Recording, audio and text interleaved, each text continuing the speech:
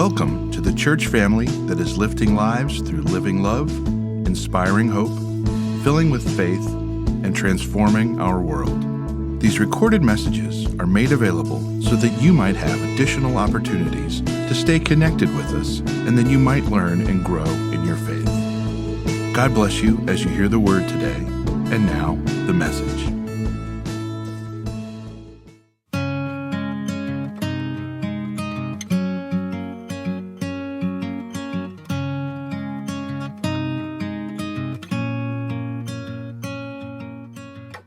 Good morning. Our scripture this morning is from the Gospel of John, chapter 15, verses 1 through 13. I am the true vine, and my Father is the gardener. He cuts off every branch in me that bears no fruit, while every branch that does bear fruit he prunes, so that it will be even more fruitful. You are already clean because of the word I have spoken to you. Remain in me, as I also remain in you. No branch can bear fruit by itself. It must remain in the vine. Neither can you bear fruit unless you remain in me.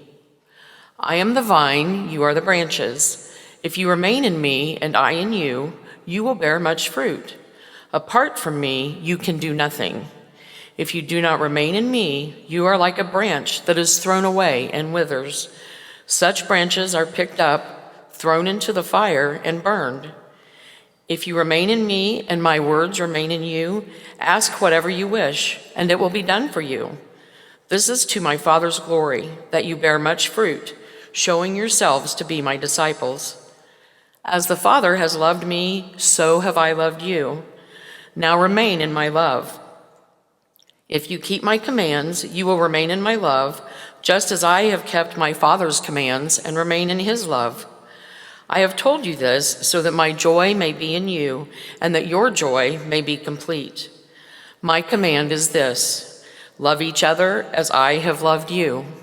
Greater love has no one than this, to lay down one's life for one's friends. May the Lord bless the reading and the hearing of his word. Hi, everyone. It's good to be back. I hope you don't mind if I sit while we talk. This is going to be less of a sermon and more just conversation. I just want to share some things on my heart, and it's good to be back. I'd like to begin by saying thanks to our staff, to our pastors, to our choir, and especially to Seth Neckers, who isn't here today, for preaching the last few weeks while I had some time away from the church. And one of the reasons Seth isn't here is that his grandmother passed away this past week. And so I want to ask for your prayers and support for Seth and his family. He's in upstate New York with his family. The services are probably going to be tomorrow. And so just be thinking about them during this time. I've had my own journey. Kim shared a little bit last week with you all. For those of you who may have missed it, I took this time away to be sabbatical, but it didn't quite go the way I'd planned because my wife has had a series of surgeries. She had her first surgery right before I took the break in July, and then it was supposed to be kind of a routine procedure and easy recovery, but it didn't go that way at all. Things kept snowballing, and then finally, 10 days ago, that Thursday, she had to go back in for a second surgery and then had to have another surgery this past Thursday, and so yesterday, we got home. And without going into too much detail, people have asked me, well, what kind of surgeries has she had? And it's kind of hard to explain. It's not just privacy. It's also like, it's not easy to explain what she had because technically they were brain surgery. All of them were brain surgeries. But you say that and people get this image of like the cranium being opened up, or at least I do. And it wasn't a problem with the brain itself, but rather with spinal fluid pressure around the brain, and they were trying to find different ways to control and manage that. And good news is that we got discharged yesterday from the hospital, so she's home, resting, and I want to thank all of you for your prayers, the cards, the connections. You know, that support has been huge. And the time away from me as a pastor, I had no idea how I would need that time, but being able to be there for Jamelin and be in the hospital every day for the last 10 days, I mean, it's just, I needed to be there. Thank you for making that possible and supporting me as your pastor in those ways and supporting my family. The thing about being in a hospital is you do get a lot of time to think and reflect, right? Like it's just dead time, so you just kind of have time to think and reflect. And so I spent a lot of time thinking, and I just want to share with you some of those thoughts that I've had, not just the past 10 days, but over the month that I've been away. And a major theme of all my thoughts has been connection. Or really it's opposite, disconnection. Because I think all of us have experienced disconnection before, right? When I say disconnection, I'm not just talking about when our device, our phone, our tablet, or our TV or whatever, when we lose our Wi-Fi connection. We all know that disconnection. But when I talk about disconnection, I'm talking about relational disconnection. We've all been there before, right? Like someone's talking and you're trying to listen to them, but emotionally and maybe even mentally, you're just not there. Maybe they're talking out of a set of life experiences that you cannot relate with at all. And you just feel like try as hard as you might, you just feel disconnected from whatever's coming out of their mouth, right? Or maybe we experience disconnection sometimes with people we know, people we've loved a long time. At one point in our life, that connection was real important, but then something happened, or maybe we just drifted in different directions. And a relationship that once was vital now feels very tangential, and we no longer know what's happening in their life, and they no longer what's happening in ours. We've somehow become disconnected. And sometimes even that happens in our relationship with God. Not that God disconnects, but we disconnect. And sometimes it's not intentional, it's just that slow drift. But then we fill in that gap with guilt or doubt or fear or whatever, and we kind of get to the point where, God, I don't even know how to talk to you anymore. Like, I don't even know where to start. I just feel disconnected. And some of you may be feeling that way today. I think disconnection is something we've really been wrestling with a lot the last 18 months with coronavirus. I mean, we've had to disconnect in lots of ways. And it started, I think, with social distancing, right? And we did it for safety and to care for one another, but it still felt strange. I know as a pastor for 6 months, no one was here. I preached to stuffed animals in the first few pews here. And yet I was so thankful for the technology, right, that kept us connected, that I was able to preach to that camera in the back of the room and know that somehow there were people who were connecting in that way. That was beautiful. And we all adapted in that way with Zoom or whatever it took in order to stay connected. But I think the longer and longer it's gone on, we've come to realize that there is no substitute for face-to-face interaction. It's just not the same, right? And even still to this moment right now, 2/3 of our attendance every week is joining online. And I'm so thankful for this connection, the way we've been able to connect across distance, across states even, but it's tough sometimes because I still feel disconnected. I talk to people all the time who say, I see you every week, but I haven't seen them, Or sometimes I'll think about someone and I'll think, oh my gosh, I haven't talked to them or seen them or thought about them in 18 months. Or sometimes I'll see someone who's come back to church and we start talking and they'll start telling me things that have happened in this period of time. Well, our daughter got COVID, or my parent passed away, or and I'll say, no, I didn't know. I wished I'd known. I would have reached out. I would have called. I feel so bad that you've gone through this without the support of your church and your pastor. But the reality is, I didn't know because why? We were disconnected. And so that's something I've been really wrestling with as a pastor, is how do we stay connected as a church? It came up last March. We had a administrative council retreat. The administrative council is like our highest leadership team. And so this is kind of church leaders doing a retreat. We were talking about the church, how we're doing and what our priorities are. And I remember, we were kind of working through this, and towards the end, there was just this moment of honesty where one of the members of the team said, I've never felt so disconnected from church as I do right now. And I knew her family, they were worshiping online. But I've talked to this person plenty of times, and we've been part of teen meetings together, and and she leads a vital ministry in our church, and yet she was being vulnerable and honest to say, in this space, I feel disconnected, that whatever's happening in my life and my family's life and what's happening in the church, there is a gap between the two. And she said, if I'm feeling this way as a leader in the church, imagine how many more people in our congregation are feeling disconnected. And it's not just COVID. Oh, that's been part of it, but it's not just COVID. We were on this path of disconnection long before, right? Because we're so busy and we're just moving at the speed of light and kind of skipping across the surface of connections. And we have technology to keep us connected, but let's be honest, the technology sometimes divides, especially on social media, the heat and rhetoric, the sharpness of our politics and disagreements these days. It's so easy. It's so easy to get disconnected from one another. And yet this is not what Jesus wanted for his church, for his people.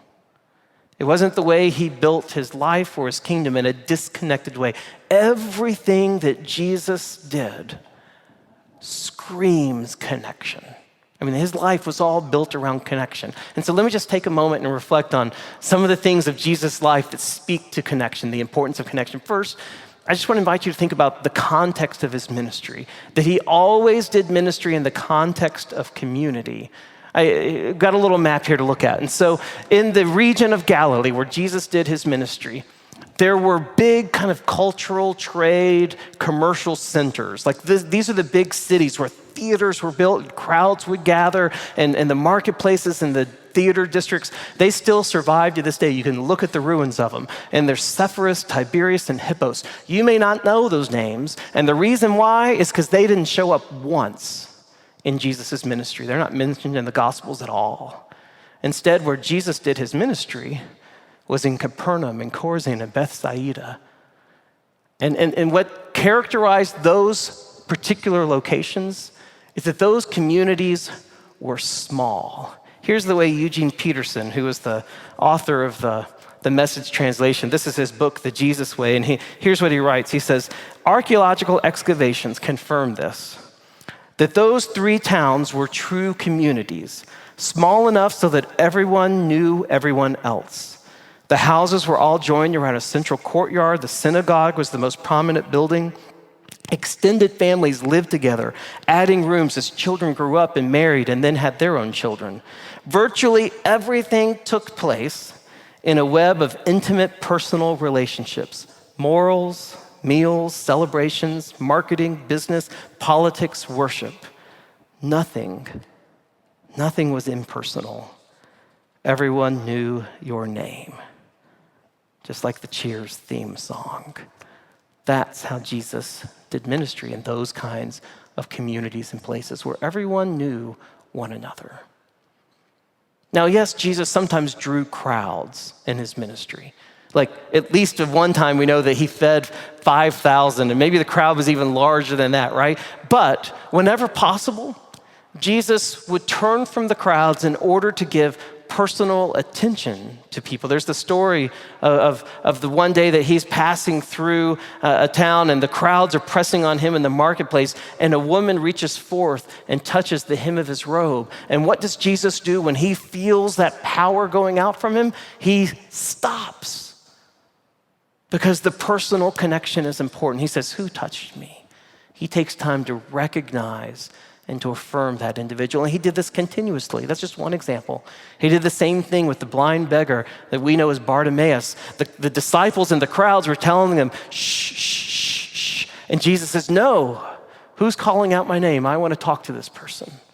He did the same with the woman at the well, the children that the disciples were shooing away.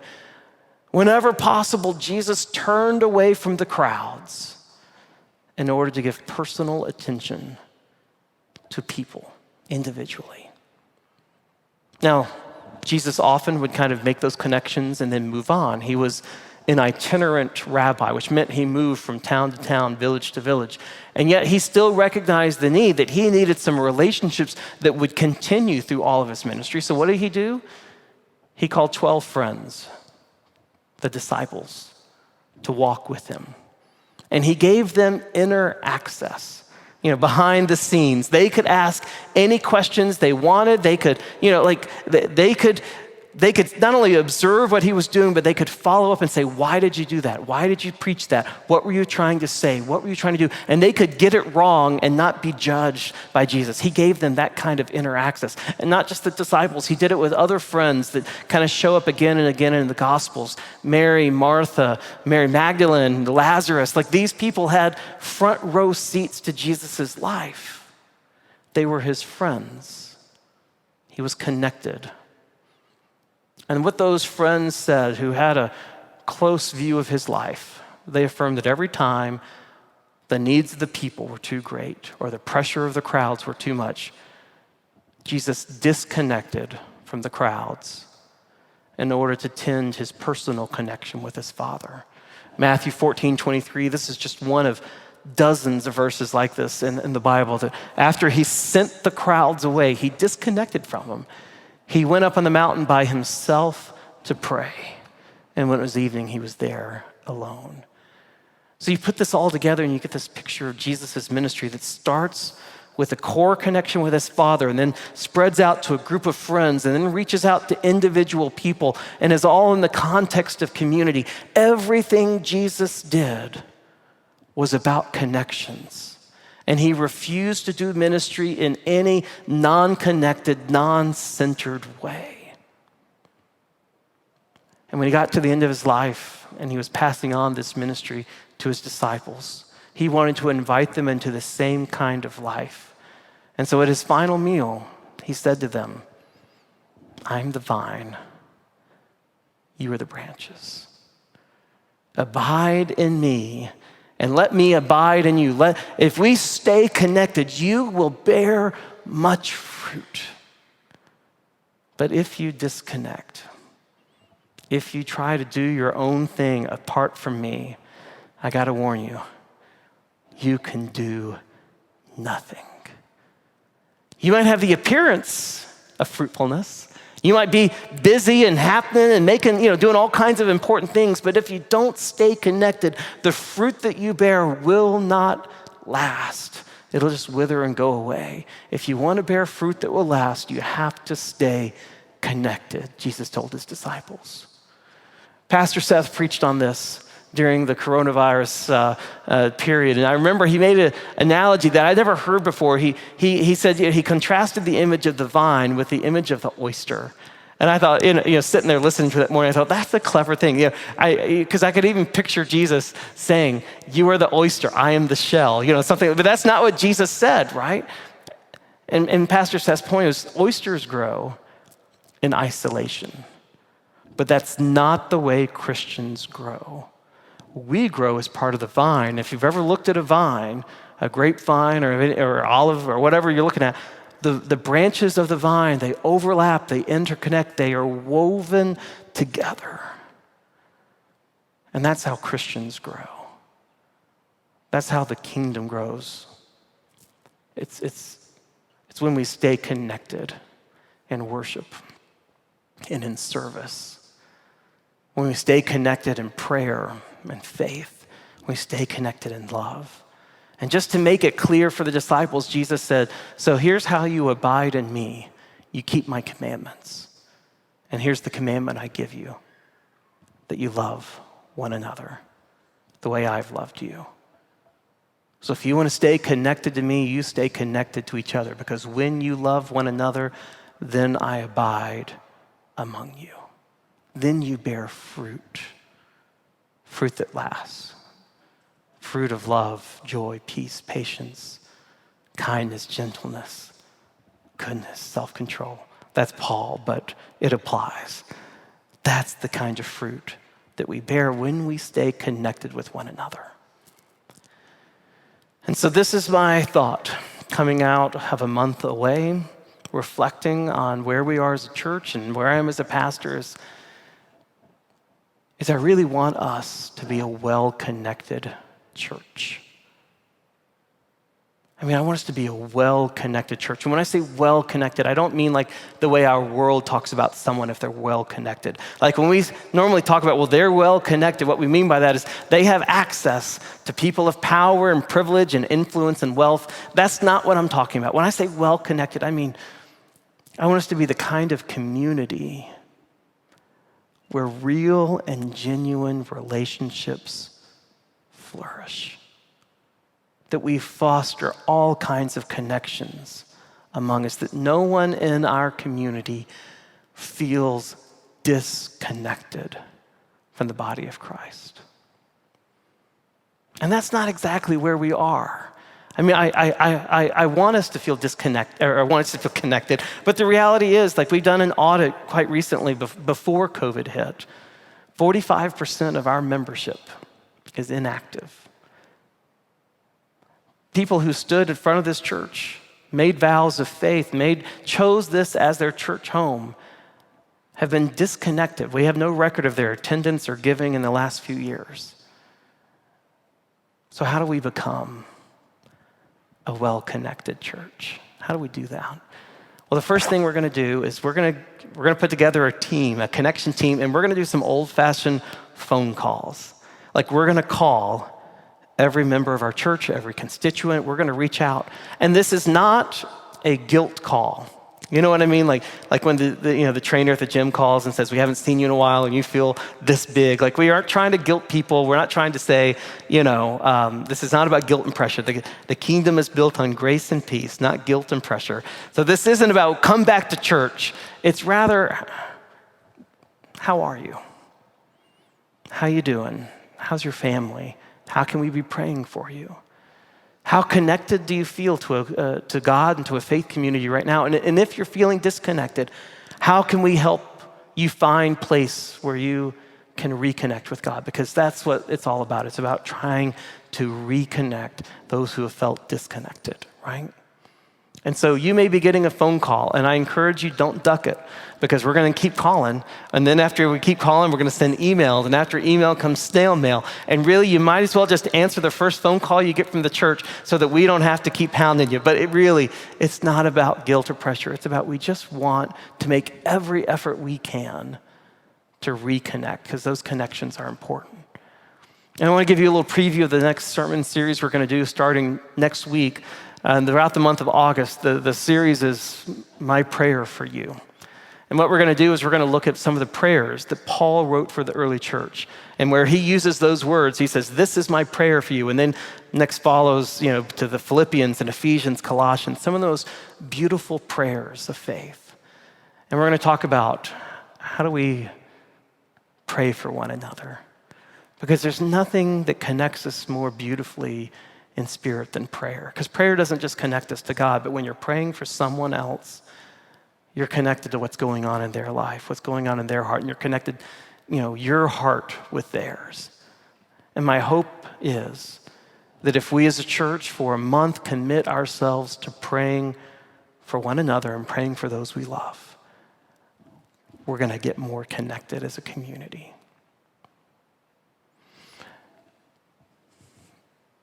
So let me take you back to that picture of Jesus's life, right? Father, friends, people, community. Like that's the picture of Jesus' life. And I think that's the ideal picture we should all be shooting for. But the reality is that our lives, let me just speak personally, my life doesn't always look like that. Before the sabbatical, it looked a lot more like this. It was just scattered. It wasn't devoid of connection, thankfully, but the connection was kind of haphazard. Like I was running from this person to that person to this obligation and that obligation. I was driven by things other than connection. Like connection was in the mix, but there are lots of other forces that were kind of driving me too. And I recognized that things didn't feel centered. Things weren't flowing out of a central point. And so what I had to do was I had to disconnect. I started off talking about disconnection as if it's a bad thing, and it can be. But sometimes disconnection's necessary and even good if it's a step towards reconnecting with what's important. And that's the word I want to leave you with, not disconnection, but reconnection. Because reconnection is a beautiful, sweet word. I mean, I hope that's the word that echoes in your mind. And that's what I spent my time trying to do. Before Jamelyn had her second surgery, I took the kids with me and we went to my hometown, Brownsville, Tennessee, which I hadn't been to since my son was born. Right after Nathan was born, my grandmother passed away, and her funeral was the last time I went to my hometown. That was kind of the end of my, family line. There was no one in Brownsville left for us to go back and visit, so we didn't. But I wanted to take my kids.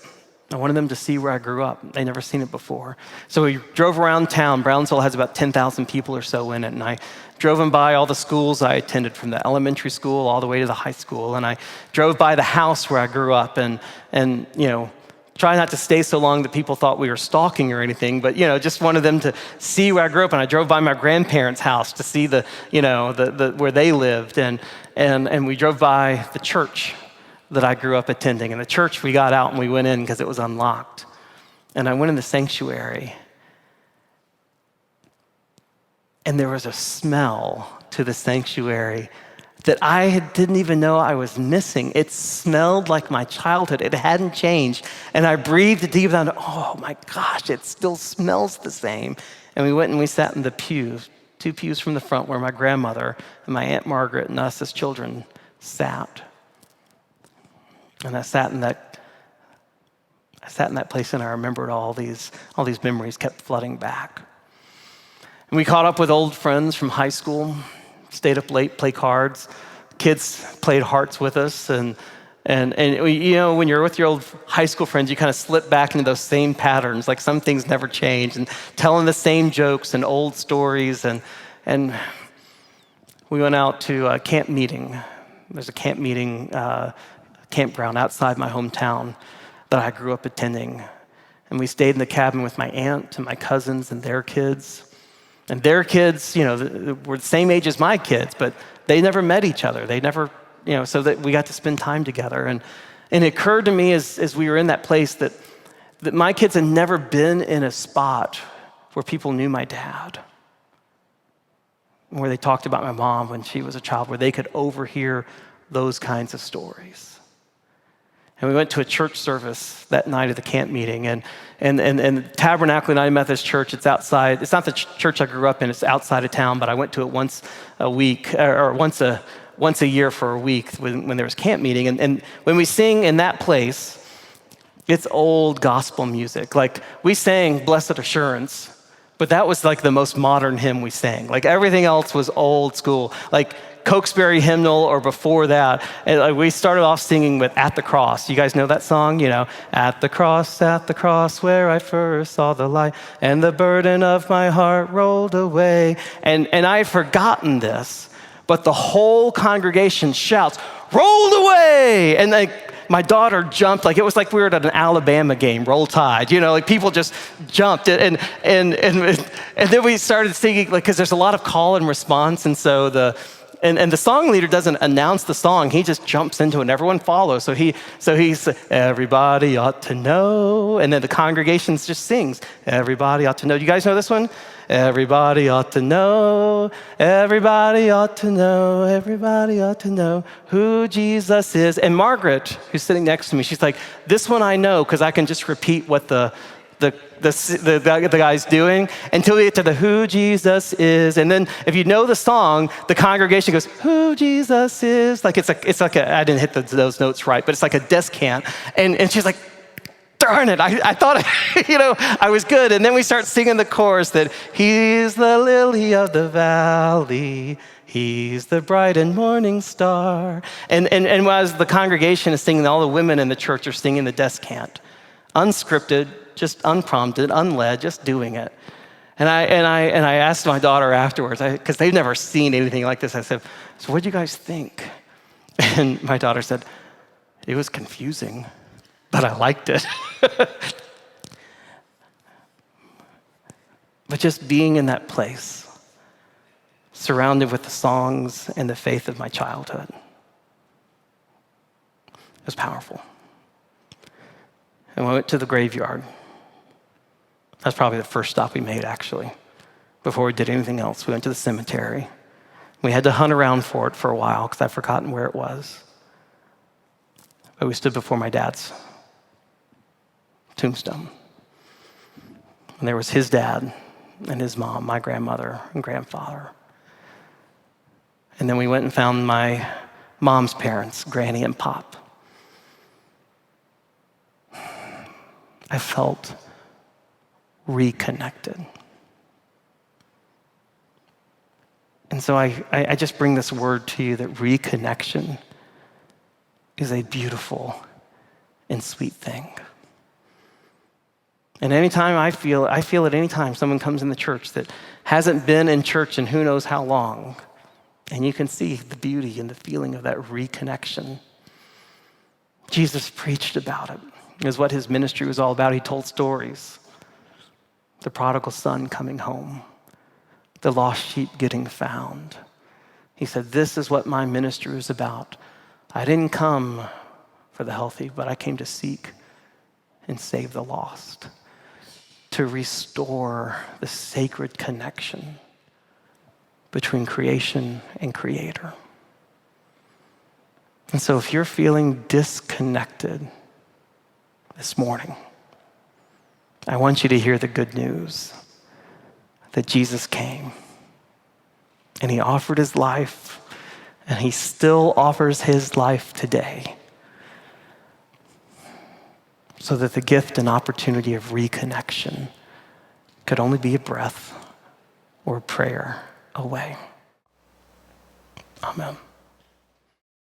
So I invited Kim to speak with me for a few moments. For those of you who don't know, Kim is a licensed, trained, and practicing therapist. And so I always feel like when we talk about things like connection and relationship, she brings a set of skills and expertise that I just always appreciate. So I started off talking about disconnection. And I'm sure you see a lot of disconnection in your practice. So I was just curious, Kim, what do you see as like the forces that are driving disconnection in our lives today?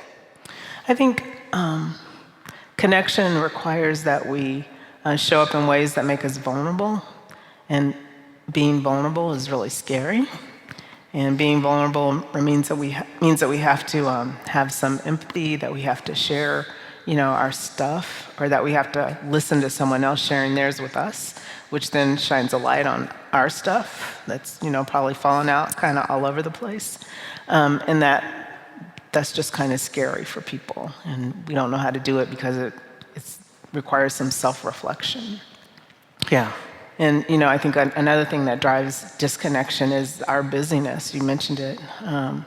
We're all so busy, but I think also we sort of create these ways to manufacture anxiety that prevent us from finding space or making space for Sabbath and reflection.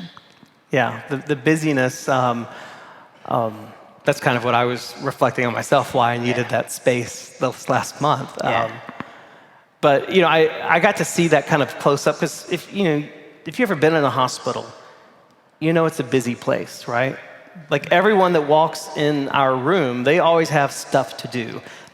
And some of them have lots of people they have to see. But I was always amazed at the skill that some people had to be connected in that moment. Even if they were in there just for a few minutes, that they could connect. And then there were others though who could come in and be with us and ask really personal questions and be completely disconnected. I remember one doctor came in and we only saw it once. She was gathering some information before the last surgery that Jamelin had. And literally, after she asked her questions and we answered them, then we asked her a question. And she started backpedaling as soon as she literally was talking to us, walking out, washing her hands, bye, close the door. So we didn't get any follow-up. It was so I guess I was always amazed at who were the masters of connection and who wasn't. And so I guess I wanted to ask you this question. It's so there's disconnection, but I think within connection, there's a broad range of authentic connection versus surface connection. How do you differentiate? And does that make sense? Yeah, it does. I think authentic connection, requires me to to be with you like children, like the children in this sermon. Kids show up and they just are fully present with each other, and they're fully present to the moment, and they laugh and they cry and they fight and they fall out, and they then make up. All sometimes in a few minutes, like in 5 minutes, you can see all this unfold, Right. Because they're willing to be fully present and fully engaged. So I think real authentic connection requires me to be fully present with you. But I think it also requires that I have an expectation that you be fully present with me. So there's some reciprocity that's necessary in real authentic, deep connecting. Yeah, it's a two-way experience. It can't just be shouting down at someone or like... Yeah.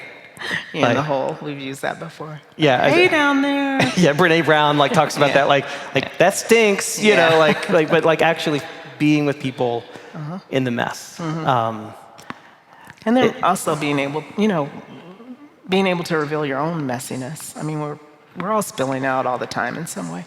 Yeah. So if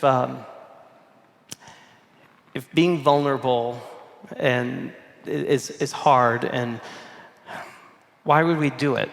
Because if it is easier just to keep people on the surface and at arm's length, then what are we missing without authentic connection? Yeah. I think we do it because we're really built for it. So it's in there somewhere, even if we've covered it up, by years and years of not being authentic or not being willing to share.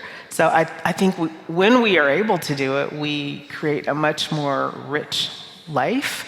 That when we're able to do it, when we're able to share on a really deep level, that we create a connection that is necessary for our flourishing. And so I think that's why we do it.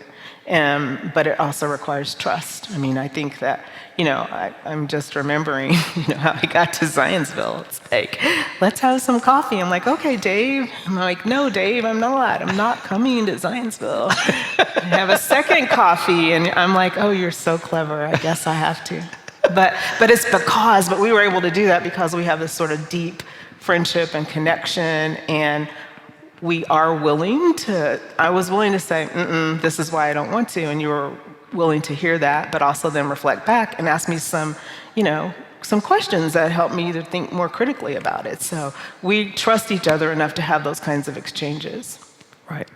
We had that this week. On,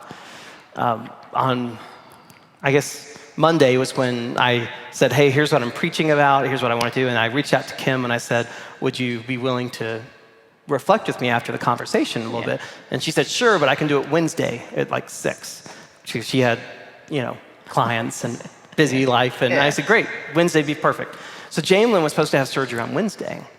And so I got down to the hospital at before 8 that day. 8:30 was when she was supposed to go, but they came in and said, sorry, it's been delayed. There's, something going on in the OR, an emergency, whatever. Methodist Hospital is a big trauma center. So it got pushed from 8:30 to 10:30. And then 10:30 to 1:30, then 1:30 to 3:30.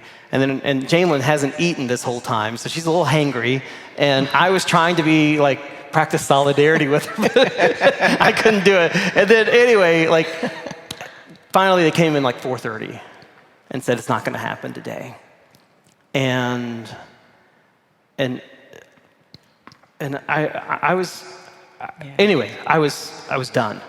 I left the hospital at 6. Her parents relieved me, and I drove home. And I called Kim because we'd said 6 o'clock, and I didn't get her. I said just left a voicemail, and then she called me back.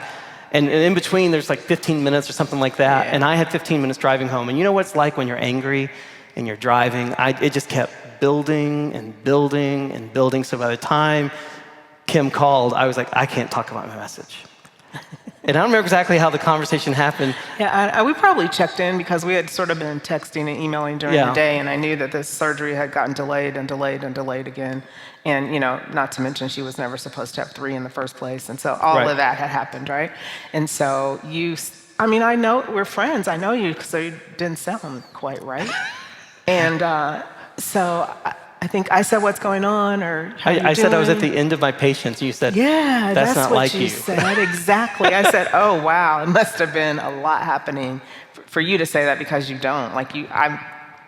I maybe one time I've seen you, maybe once at the end of your patience, but yeah, for you to say that, I was like, "Oh, okay. What's going on?" You said, "I'm just really angry."